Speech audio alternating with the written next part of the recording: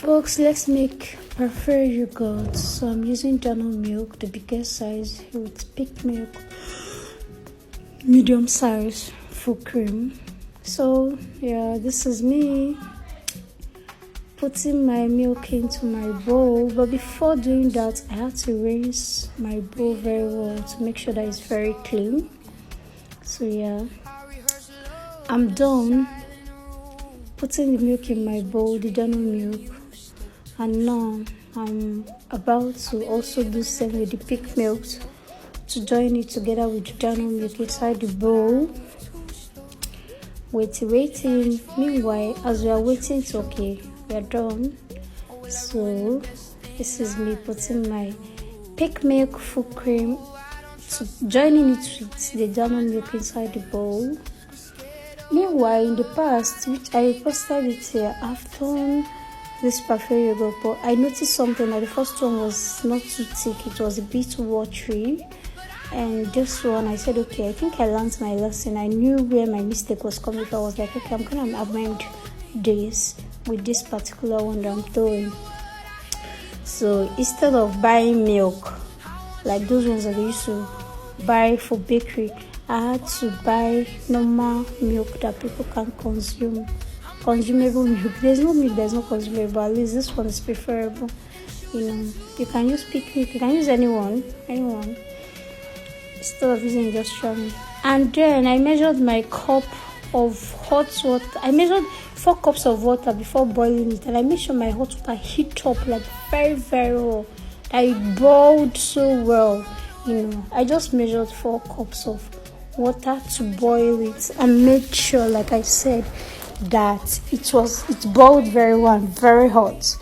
And now this is me. I put it into my milk and then I'm mixing it.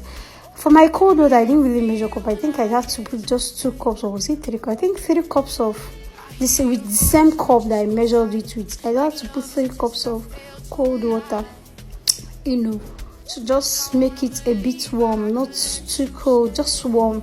And then this is my starter culture. I had to turn it into my plate, and then I scooped a little milk from the one I was stirring in the bowl to mix the starter. You can watch me do that as well. So yeah, I took that same cup I used in measuring my water to prepare my parfait yogurt. I use it to measure some milk, cup of milk. Yeah, I just put all of it to mix it with my starter culture.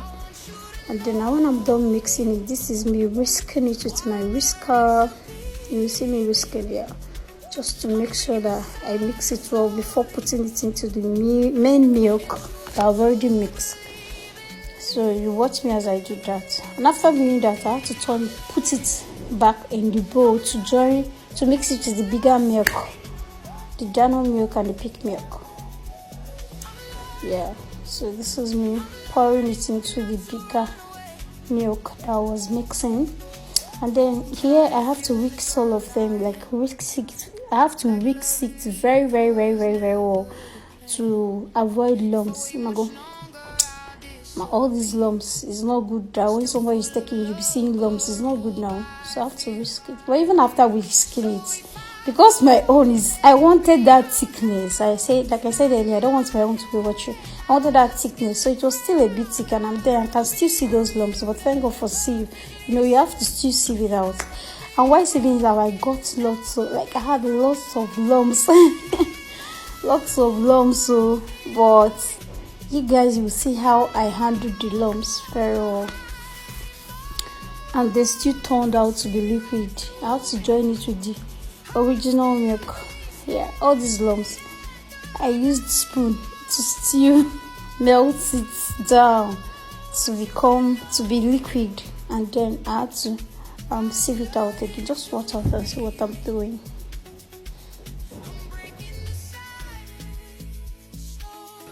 So yeah, I had to sieve it again. Just watch out. And like I said, I used my spoon to still melt these lumps, and they still turn out to be liquid. You can see the consistency, you can see the thickness of this milk. This is just what I want. This is just what I want, like very, very thick. I needed that thickness in this particular parfait you got than preparing. All these lumps, I handled it so well that I had to use this spoon to melt it. This is me at first. I used my hand, but before using my hand, had to rinse it. I washed my hand so well, so clean. Then I also used my hand and spoons to melt these lumps. And then this is me. I've thumbed it, I've sieved it out, and this is me wrapping it up. I didn't use nylon, I just wrapped it up, and this is me. This is the turnout. This is the turnout of my you girl. Like, I was so scared. Oh my god, you can see the thickness. It's so thick. And this is what I wanted. This is what I prayed for. You can see the thickness. But before I did this, I prayed. I was like, Jesus. I prayed before I started this parfait, God, and God came through for me. I was so scared. I did this around after 2, and then I came to check up on it in the morning around to 6, or was it after 6 a.m. in the morning? And yeah, this is me turning it into the bigger bowl where I can mix it well, put the necessary things I'm supposed to put inside it, like my sugar, vanilla, my condensed milk, then granola, so that's it. But the granola is if I'm about to consume it at the moment, that's when I'll put it. I don't put it to package it inside the freezer. I don't put granola to package it inside the freezer. I can only put it when you're about to eat it. Like if you want to eat your parfait, like consume it at the moment, then you can put your granola. This is me adding my vanilla. Just watch me and see how I mixed. This is me adding my vanilla. Vanilla is a very good one, like gives it a very good flavor. And then you will see my sugar, you will see my condensed milk. But all of this I was using my brain or my head to just measure these things, I don't have any measuring whatever, but I just had to use just 1 spoon of, was it one I used? 1 spoon of condensed milk, to give it flavor as well, very sweet flavor. Just watch out and see what I'm doing. And after that, I had to add my sugar. And then I whisk it so well, that every sweetening had to enter inside the parfait, my parfait yogurt. Just watch out and see what I'm doing. I had to add some sugar.